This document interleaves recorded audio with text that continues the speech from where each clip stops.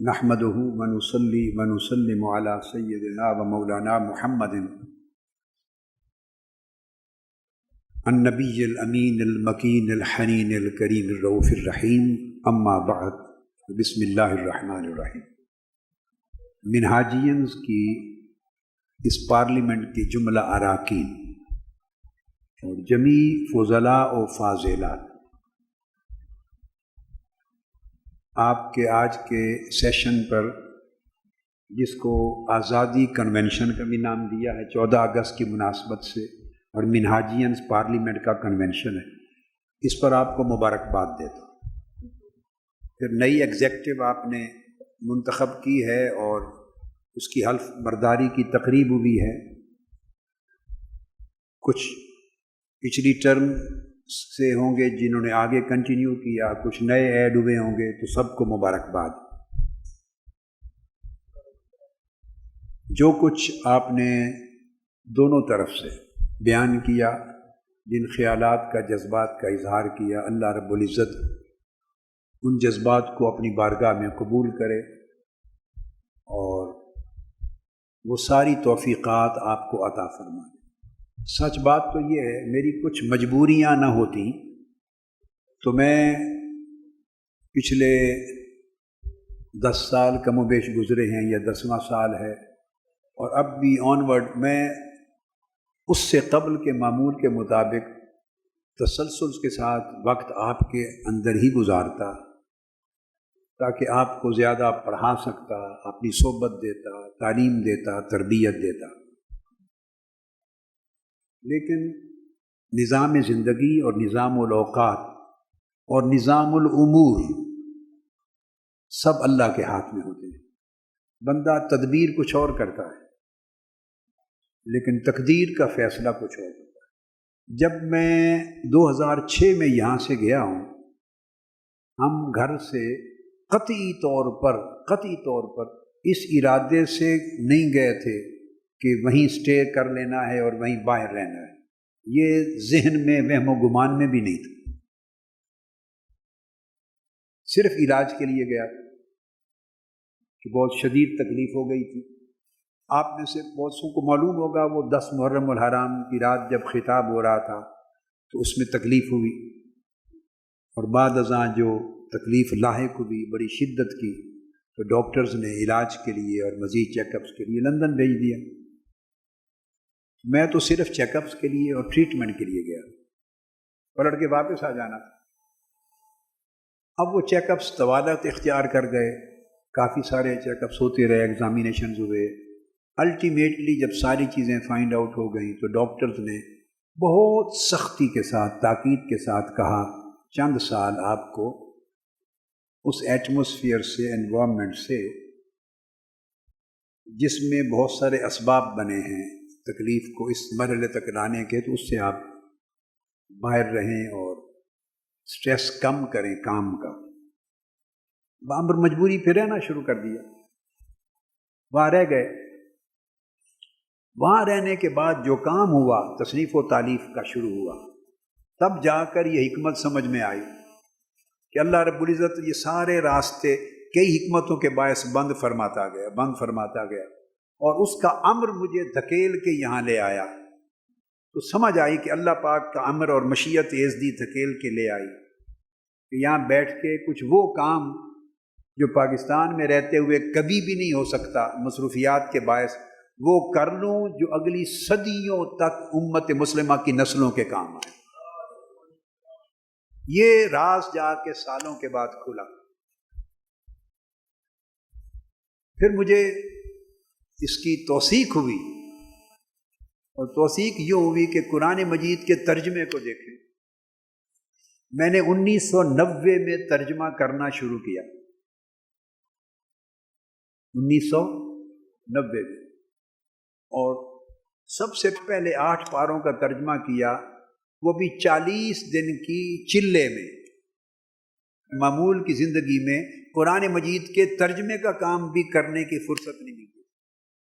صبح سے رات تک یا ملاقاتیں ہیں، یا میٹنگز ہیں، یا وفود آ رہے ہیں علماء کے، پھر مشائخ کے، پھر وکلاء کے، پھر تنظیمات کے، پھر کارکنان کے، پھر مرکز کی میٹنگز ہیں، انتظامیہ میٹرز ہیں، پھر پولیٹیکل میٹرز ہیں، پھر دم کرنے والے ہجوم لگے ہوئے ہیں دعا کے لیے، دم کے لیے، زیارت کے لیے.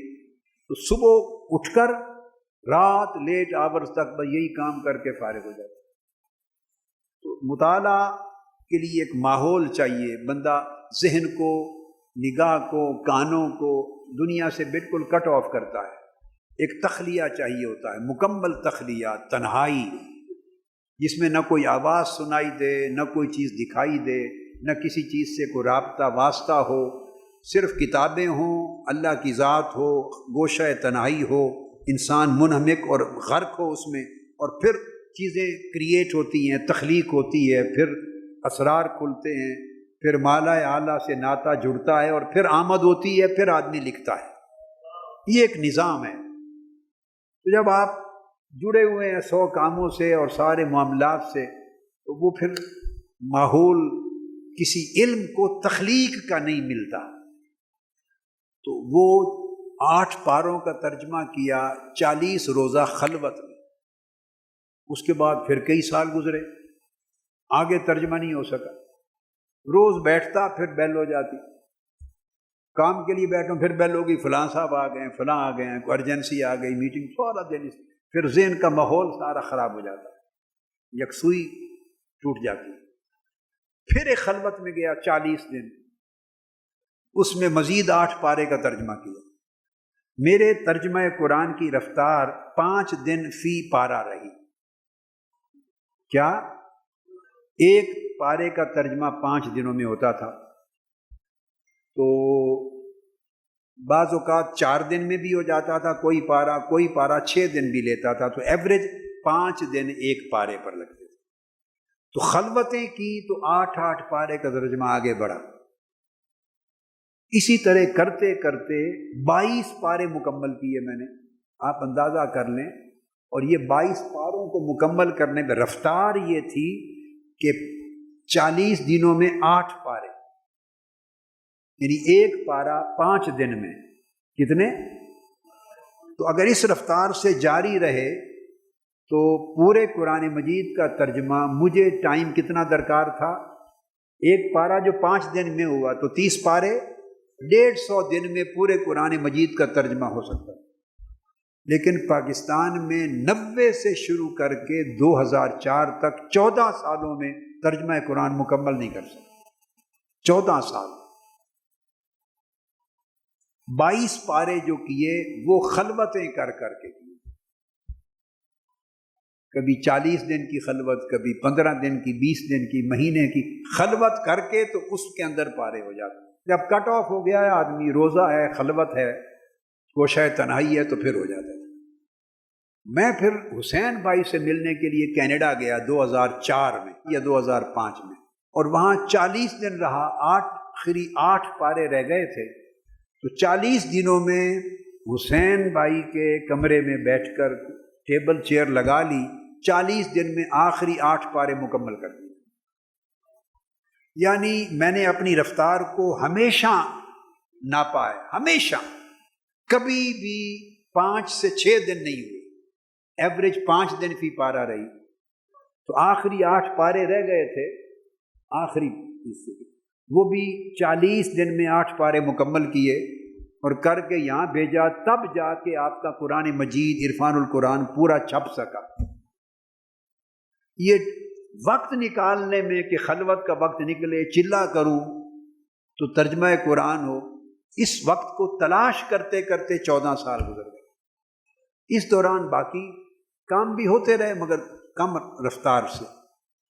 پھر جب میں وہاں چلا گیا اور کٹ آف ہو گیا، یہاں کے امور یہاں کے قائدین کے سپرد کر دیے. حسن بھائی اس وقت لنڈن میں تھے، اپنی MS کر رہے تھے مینجمنٹ سائنسز میں، یہاں سے شریعہ MA LLB کے بعد پھر وہاں سے پھر سیریا چلے گئے. کو 7 بڑے بڑے اکابر اساتذہ علماء ان سے پڑھنے، پھر PhD ہو گئی. حسین بھائی آسٹریلیا چلے گئے. تو پیچھے آپ کے قائدین ساتھی تھے جنہوں نے سارا بوجھ سنبھالا طویل عرصہ، اور میں وہاں یکسوئی سے حسب ضرورت ہدایات دیتا رہتا تھا ریگولر بیسس پر. مگر مجھے فرصت کے ساتھ تصریف و تعریف کا کام ملا، خاص طور پہ حدیث کا کام کرنے کا۔ اور ایک حدیث کے کام کے ساتھ صرف 40 جلدوں کا 40,000 احادیث کو ترتیب دینے کا کام ہی نہیں کیا، وہ تو اب وقت کے ساتھ چھپتی رہیں گی نا، پروسیس ہے، مگر اس دوران چھوٹی بڑی دیکھیں تو میرا خیال ہے کوئی پتہ نہیں 100 کتابیں، اس سے بھی زیادہ تصنیفات اس عرصے میں ہو گئی ہیں۔ اور اربعینات جو بہت تیار ہوئی وہ اسی حدیث کے لیے کیے ہوئے کام میں سے حصہ ہے۔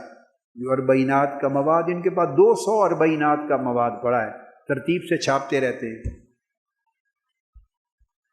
اور پھر یہ فتویٰ بھی اسی عرصے میں لکھا، پھر یہ پیس اور کاؤنٹر ایکسٹریمزم کے اوپر سلیبس کتابیں بھی اسی عرصے میں آئیں، اور بے شمار کتب پھر اسی پیریڈ میں تصنیف ہوتی رہی۔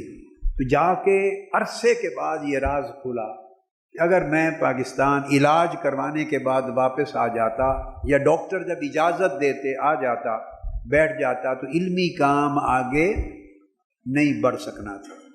اور اتنا بڑا خلا ابھی تک میں چونکہ حدیث کے کام میں اور دیگر کاموں میں مصروف ہو گیا تو تفسیر کا شروع نہیں ہو سکا، چونکہ تفسیر شروع کر دیتا تو حدیث کا کام نہ ہو سکتا، حدیث کا کام شروع کر دیا، اس کام میں بہت بڑا خلا تھا، صدیوں سے یہ کر دیا تو تفسیر کا بھی رکا ہوا تھا۔ علمی کام بڑی یکسوئی مانگتا ہے۔ جتنے ائمہ ہو گزرے ہیں، امام اعظم، امام مالک، امام شافعی، امام احمد بن حنبل کے زمانے سے لے کر خواہ امام غزالی، پھر اس کے بعد ائمہ محدثین، حافظ ابن حجر اسقلانی، امام قسطلانی، امام عینی، قاضی عیاض، امام قرطبی، امام جلال الدین سیوطی، آپ ایک ترتیب بناتے، امام شارانی، نبہانی تک چلے آئیں، آج تک جتنے ائمہ تاریخ میں ہوئے ہیں وہ صرف اور صرف علمی کام کرتے تھے، مصنف تھے اور مدرس تھے۔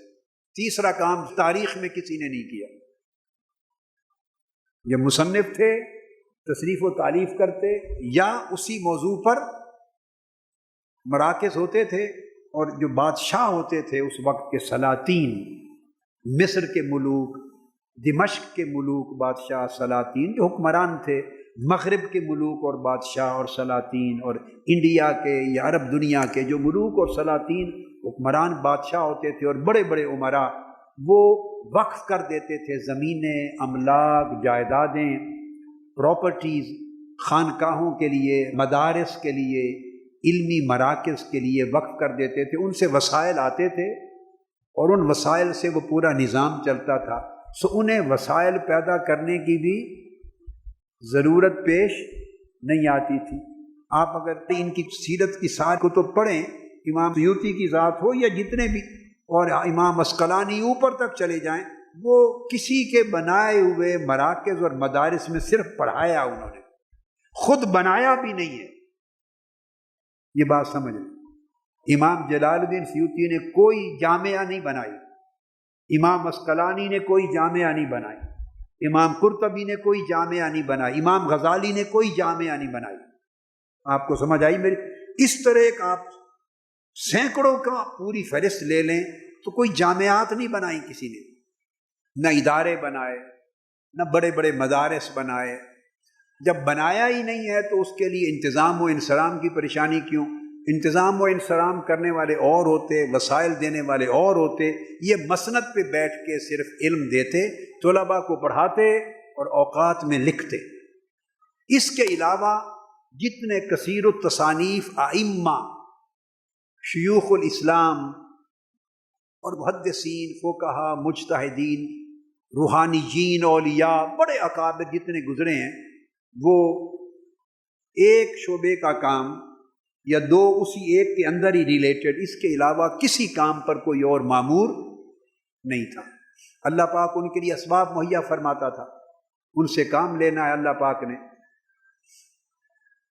خواہ امام بخاری ہیں، امام مسلم ہیں، امام ابو داؤد ہیں، امام ترمذی ہیں، ایک جگہ ہے پڑھا رہے ہیں، بادشاہ ناراض ہو گیا، نکال دیا، نکل کے دوسری جگہ بیٹھ گئے، طلباء آ رہے ہیں اور آپ کا مسند ہے، بیٹھ کے پڑھ رہے ہیں بس۔ اور سلاطین مسلمان وہ اہتمام کرتے تھے کمرے بنانے، حجرے بنانے، مسجدیں بنانی، مراکز بنانے، ان کے کھانے پینے کے انتظامات کرنے۔ یہ اس دور کے جو مسلم سلاطین وہ یہ کار خیر کرتے تھے۔ انہی طریقوں پر یہ مدارس کا پرانا نظام چلتا تھا نا، جو بعد ازاں زوال کا شکار ہوا۔ تو اوقاف ہوتے تھے، وقف ہوتے تھے۔ اب ہم نے یہ کام بھی کیا۔ اب یہ بالکل ایک منفرد اور اچھوتا، جو تاریخ میں جس کی کوئی پہلے مثال نہیں تھی، وہ کام ہمارے ذمے پڑ گیا۔ اب اگر آپ برِ صغیر پاک و ہند میں سب سے بڑا ادارہ علماء کا مکتب فکر اور مسلک کو چھوڑ دیں، وہ کس کا ہے؟ میں انسٹیٹیوشن کی بات کر رہا ہوں۔ سب سے بڑا دارالعلوم دیوبند بنا۔ دیوبند کسی ایک شخص نے نہیں بنایا،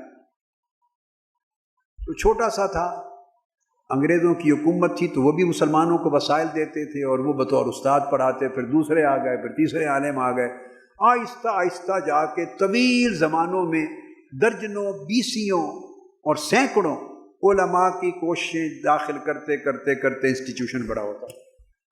اسی طرح باقی بنے، اور جہاں بھی بنے، خواہ جامعہ عثمانیہ حیدرآباد تو نظام حیدرآباد دکن نے بنوایا، جامعہ ملیہ چلے جائیں تو دہلی کے سلاطین نے بنوایا، جہاں چلے جائیں ادارے تعمیرات حکومتوں نے یا سلاطین نے بنا کے دیے، اور اس کو کئی نسلوں کے علماء سینکڑوں درجوں مل کر اس کو سلسلہ تدریس کو، شعبجات کو توسیع دیتے چلے گئے۔ اور جہاں اس طرح کی ایفرٹ حکومتی سطح پہ، سلاطین کی سطح پہ نہیں ہوئی، پرسنل ایفرٹ ہوئی ہے، وہ انسٹیٹیوشنز بولیے بن ہی نہیں سکے۔ وہیں بنے جہاں حکومتوں نے وسائل لگائے ہیں یا ملوک اور سلاطین نے اور عمرا نے۔ تو اوقاف کے جو وقف ہوتی ہیں اس کے ساتھ بنے۔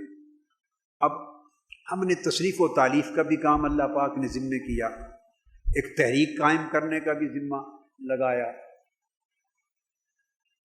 تحریک بھی قائم کی، تنظیمات بھی بنائی، پھر ادارے بنائے، پھر جامعہ بنائی، پھر گرلز کالج بنا، پھر شریعہ کالج بنا، پھر آغوش بنتا گیا، پھر اسکول بنے، پھر حفظ القرآن بنا، پھر مدارس بنے، مکاتب بنے، پھر آپ کا بیت الزہرا، پھر منہاج یونیورسٹی بنی، پھر منہاج ایجوکیشن سوسائٹی بنی، پھر اس کے تحت سینکڑوں سکول اور مدارس، مکاتب اور انسٹیٹیوشن وہ بنے۔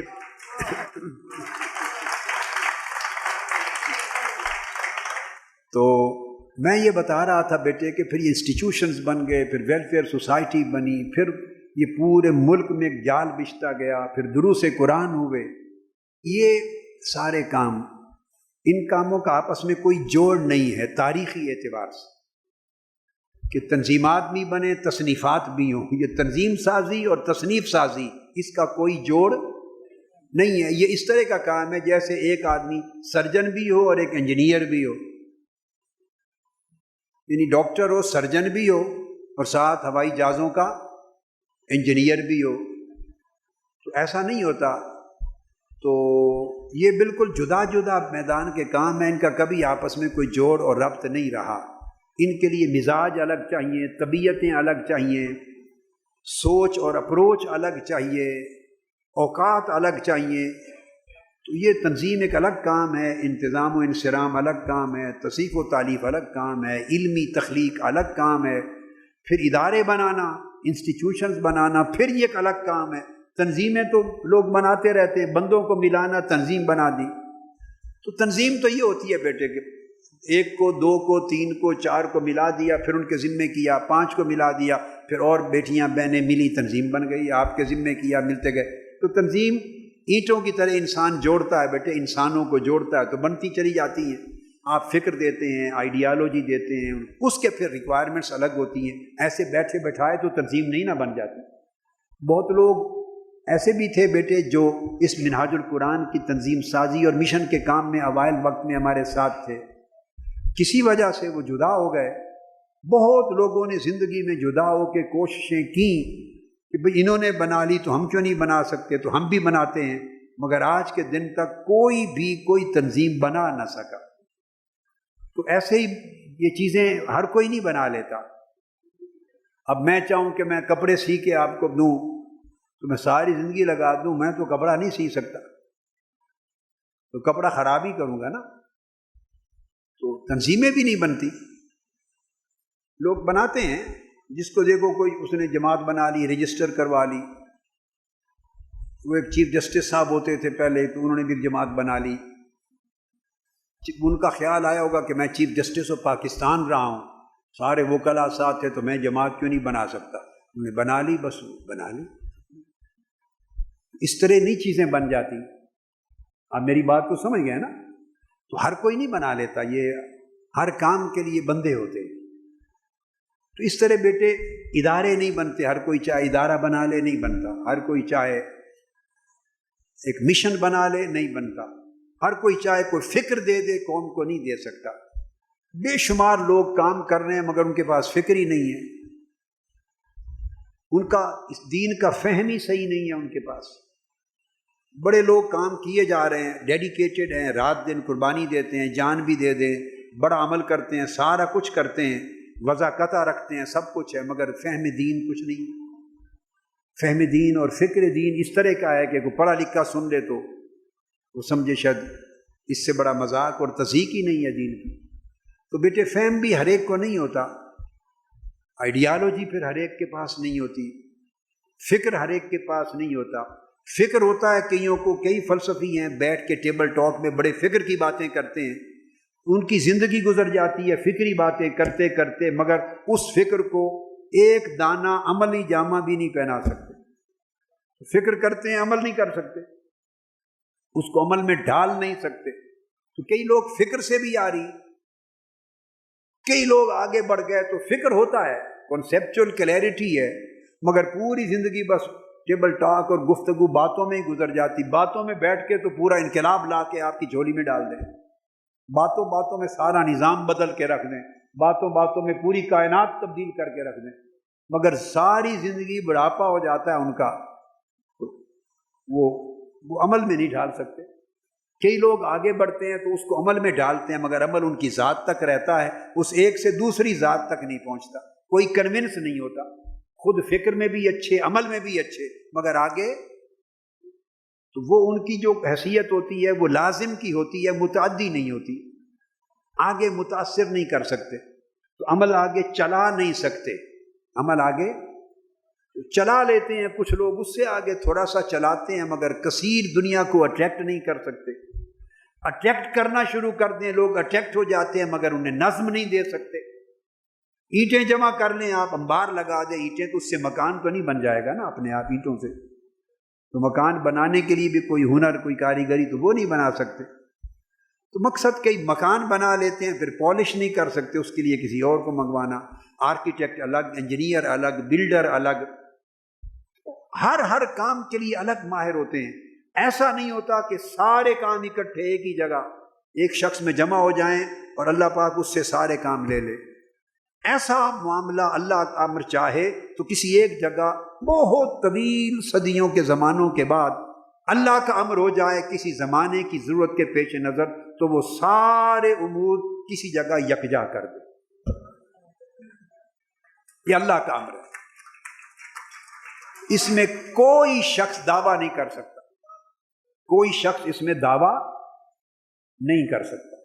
پھر علم کے باب میں ایک میدان میں لکھیں گے، دو میں لکھیں گے، تین میں لکھیں گے، 50-60 میدانوں میں ایک کا دوسرے سے تعلق ہی کوئی نہیں. کاسمولوجی پہ بھی آپ لکھ رہے ہیں، ایمبریالوجی پہ بھی لکھ رہے ہیں، آرٹس پہ لکھ رہے ہیں، ماڈرن سائنس پہ لکھ رہے ہیں، فقہ پہ لکھ رہے ہیں، اصول پہ لکھ رہے ہیں، حدیث پہ لکھ رہے ہیں، سیرت پر، تاریخ پر، تفسیر پر، ترجمے پر، علوم پر، فنون پر، اقتصادیات پر، معاشیات پر، تہذیبیات اور ثقافیات پر، ماڈرن افیئرز پر، وغیرہ وغیرہ. یہ ان چیزوں کا کوئی آپس میں تعلق واسطہ ہی، یہ میدان ہی الگ ہیں. پھر وہ بھی سارے علم کے باب میں بھی جمع ہونا. بیٹے کوئی دعویٰ کرے اس کو اللہ سے توبہ کرنی چاہیے. یہ بندے کے، انسان کے بس کے امور ہی نہیں ہیں، یہ اللہ کے امور ہیں. وہ جس میں چاہے جمع فرما دے. کیوں جمع کرتا ہے اس کا جواب بھی کسی کے پاس نہیں. یہ اس کا اپنے امر کو وہی جانتا ہے. اس نے جس کو چن لیا سارے امور جمع کر دیے، پھر جمع کر دیتا ہے. اس میں کوانٹیٹی نہیں ہوتی، کوالٹی ہوتی ہے کبھی، اور کبھی کوالٹی ہوتی ہے کوانٹیٹی نہیں ہوتی، کبھی کوانٹیٹی ہوتی ہے کوالٹی نہیں ہوتی. وہ اتنا جمع بھی کر دے، وسعت بھی دے دے، کوالٹی بھی دے دے، کوانٹٹی بھی دے دے، وسعت بھی دے گے، اوپر عروج بھی دے دے، یہ سارا کچھ کام کر دے، دین بھی جمع کر دے، آخرت بھی جمع کر دے، دنیا بھی جمع کر دے، اور ساری چیزیں جمع کر دے، اور پھر اس کام کو دینی لوگ بھی ماننے لگ جائیں، دنیاوی لوگ بھی ماننے لگ جائیں، سیاسی لوگ بھی ماننے لگ جائیں، بے دین بھی ماننے لگ جائیں، مسلمان بھی مانے، کرسچن بھی مانے، یہودی بھی مانے، مشرق کے لوگ بھی مانے، مغرب بھی مانے. پھر ایسا نہیں ہوتا، مگر اللہ چاہے تو ہو جاتا ہے.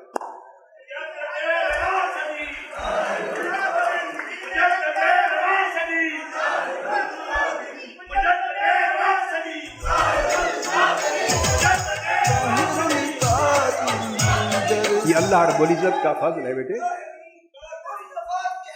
اللہ کا فضل ہے. اور پھر یہ سارے کام کر کے تو پھر کوئی انقلاب کی باتیں بھی کرنے لگے. کہاں کتابیں لکھنا، کہاں انقلاب لانا، کہاں جامعات بنانا، علمی درس و تدریس اور علم کی بات کرنا، کہاں تحریکیں چلانا اور قصاص لینا، کہاں علم اور تقوی، روحانیت اور اعتکاف کی، روحانی ذکر اذکار کی محافل سجانا، کہاں وقت کے فرعونوں سے للکار کر ان کے گریبانوں کو پکڑنا. ان چیزوں کا کیا جوڑ ہے؟ جوڑ ہی نہیں ہے.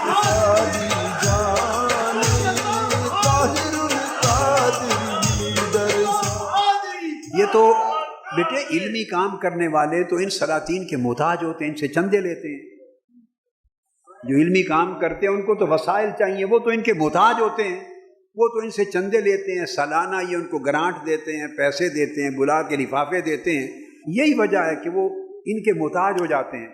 تو کہاں یہ کام بھی کریں اور پھر دنیا میں کسی کا کوئی محتاج بھی نہ ہو، نہ آپ کے ملک کے سلاطین کا محتاج ہو، نہ دنیا کے سلاطین کا محتاج ہو.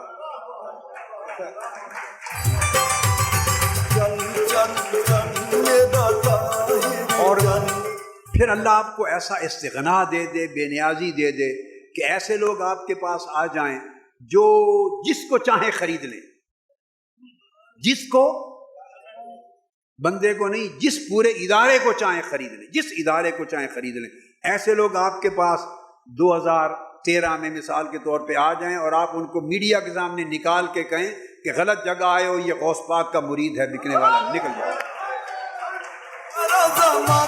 ایسا نہیں ہوتا. میرا مطلب یہ ہے بیٹے ایسے لوگ ہوتے ہیں 2-4 کنال 8 کنال کا بنا کے محل شاندار پیش کر دیتے ہیں. یہ لے لو، ختم. 8-8 کنال کے 20-20 کنال کے محل بنا کے پیش کر دیتے ہیں، چابی افتتاح کروا دیتے ہیں، بس ختم، عمر بھر. اس طرح وہ گاڑیاں دے دیتے ہیں، محلات دے دیتے ہیں، باہر پورا پلازا تعمیر کر کے چابیاں دے دیتے ہیں، اکاؤنٹ کھول کے جی 2 4 5 10 ارب، یہ ذرا چھوٹی سی حقیر سی خدمت ہے جی 10 ارب 20 ارب کی، تو وہ پیش کر دیتے ہیں، نذرانہ دے دیتے ہیں. ایسے لوگ سکت والے ہوتے ہیں. تو پھر آج کے دور میں کسی کو ایسا مزاج ملے کہ خلیفہ مستنجد باللہ حضور غوث الاعظم رضی اللہ تعالیٰ عنہ کی بارگاہ میں آیا، 2 تھیلیاں اشرفیوں کی لے کر، دینار سمجھ لیں، دیناروں کی، سونے کے دیناروں کی 2 تھیلے لے کر آیا. بنو عباس کا خلیفہ وقت پیش کی، حضور یہ آپ کی بارگاہ میں یہ ہدیہ نذرانہ ہے. آپ نے کہا لے جاؤ، نہیں چاہیے. اس نے پھر پیش کیا، فرمایا لے جاؤ، نہیں چاہیے. پھر پیش کیا. آپ نے وہ تھیلے پکڑ لیے اور ہاتھ میں پکڑ کے اس طرح نچوڑا، اور وہ سونے کے جو دینار تھے اشرفی، ان میں سے خون بہنے لگا. آپ نے فرمایا اگر میں چاہوں اتنا نچوڑوں کہ خون تمہارے محلات تک چلا جائے. تو لوگوں کے خون چوس کر حرام کی دولت کما کر میرے پاس نذرانہ لائے ہو، لے جاؤ، تمہارے نذرانے کی ضرورت نہیں. اب ایسے مزاج آج کے زمانے میں کہاں ملے، اور اللہ ایسے مزاج کا رنگ بھی کسی کو عطا کر دے تو یہ کتنی دین ہے. ایسے مزاج کی خیرات بھی دے دے کسی کو، کیا 1 ذرہ بھر خیرات دے دے ایسے مزاج کی بھی. تو یہ مزاج خدا کے حضور یہ انکساری ہے اور مالداروں کے سامنے مغروری ہے. مالداروں کے سامنے مغروری اور تکبر ہے، اور اللہ کے حضور نیری تواضع، انکساری اور محض مجبوری ہے. تو بیٹے یہ بہت ساری چیزیں ہیں جو اللہ نے آپ کی تحریک کو ناممکنات ہیں ان کا ایک جگہ جمع ہونا، اللہ نے آپ کے مشن میں جمع کر دی ہیں۔ اور کیوں کر دی ہیں؟ کہ یہ مشن آقا علیہ السلام کے معجزات میں سے ایک معجزہ ہے، معجزات محمدیہ میں سے ایک معجزہ ہے۔ یہ انسان کے بس کی چیز نہیں ہے، اللہ کا امر ہے، اس کی مدد و نصرت ہے، آقا کے معجزات کا تسلسل ہے، اور سارا کا سارا فیضان محمدی، یہ آقا کا فیض ہے۔ یہ تو بیٹے نصیب ہے، آپ پیدا ہوئے کسی گھر میں، والدین کے ہاں، پڑھا، میٹرک کیا، تو آپ کو اللہ نے یہ راہ دکھا دی اور اس جگہ آ گئے، منسلک ہو گئے، تعلیم و تربیت لے لی، آپ کو ٹائٹل مل گیا اس کا، تو کتنی یہ بہت بڑی خوش نصیبی ہے بیٹے، آپ اس کا اندازہ بھی نہیں کر سکتے۔ میں اگر ایک مہینہ پورے 30 دن صبح و شام بیٹھ کے بھی اس نعمت کی وضاحتیں کرتا رہوں نا، پھر بھی آپ اندازہ نہیں کر سکتے کتنی بڑی نعمت اور آقا علیہ السلام کا کتنا بڑا کرم ہے یہ مشن، سوائے اس کے کہ آپ سجدہ گزار ہوں اور اس کے لیے اپنی کوششوں کو، اپنی مساعی کو، جد و جہد کو بروئے کار لائیں، سجدہ گزار ہوں اور اپنی جد و جہد کو بروئے کار لائیں، سٹرگل کریں۔ تو آپ سارے بیٹے بیٹیاں قابل فخر ہیں بیٹے، اور جو قربانیاں آپ نے دی ہیں، 17 جون کا جو ایک دن اور رات ہے، وہ سارے جہان کی دنیا بھر کے لوگوں کی قربانیوں پر فائق ہے۔ پھر 14 دن کا محاصرہ ہے، پھر انقلاب مارچ ہے، پھر 75 دن کا دھرنا ہے، اور آج کے دن آپ کی استقامت، یہ بھی سب اللہ کی قدرت، اس کی مدد و نصرت اور آقا علیہ السلام کا معجزہ ہے۔ انسان اپنی کوشش سے ایسا کچھ نہیں۔ آپ کے دشمن بھی کہتے ہیں آپ کی تحریک اور مشن کا ایک رعب اور دبدبا ہے، لوگ ڈرتے ہیں، لوگ ڈرتے ہیں، اور وہ کہتے ہیں کہ ایسے کارکن دنیا میں کسی جماعت کے نہ تھے نہ ہوں گے۔ یہ آقا علیہ السلام کا معجزہ ہے۔ تو بیٹے آپ اس کے شکر گزار بھی نہیں ہو سکتے اگر ساری عمر گزار دیں اس محنت پر۔ میں بہت مضامین ہیں، تو میرے ذہن میں تو گفتگو کا کوئی مضمون نہیں تھا، بس ایسے ایک بات شروع کر دی، یہاں سے کیوں گیا، وہاں سے شروع کر کے تو یہاں پر ختم کر دی۔ تو یہ آپ کو سمجھانا تھا کہ آپ حرابل دستہ ہیں، اس مشن کا عالم بلند کریں، اللہ پاک آپ کو کامیاب و کامران کرے۔ محنت کریں بیٹے، لیڈ کریں، آپ کا ہر جگہ لیڈنگ رول ہونا چاہیے۔ آپ کا ایک الگ ٹائٹل ہے، آپ اس چیز کے محتاج نہیں ہیں، آپ منہاجین ہیں، آپ اس چیز کے محتاج نہیں ہیں کہ بیٹے آپ تنظیم کی صدر ہیں، نہیں ہیں، تنظیم فلاں کی ناظمہ ہیں یا نہیں ہیں، آپ اس کی محتاج نہیں ہیں، آپ منہاجین ہیں، اس درسگاہ سے پرورش پائی آپ نے، آپ علم بردار ہیں، آپ علم بردار ہیں، اس فکر کے، اس آئیڈیالوجی کے، اس تحریک کے مشعل بردار ہیں۔ آپ کو کوئی عہدہ نہیں چاہیے، از خود آپ نے لیڈ کرنا ہے۔ اللہ پاک آپ کو سلامت رکھے، وما علینا الا البلاغ۔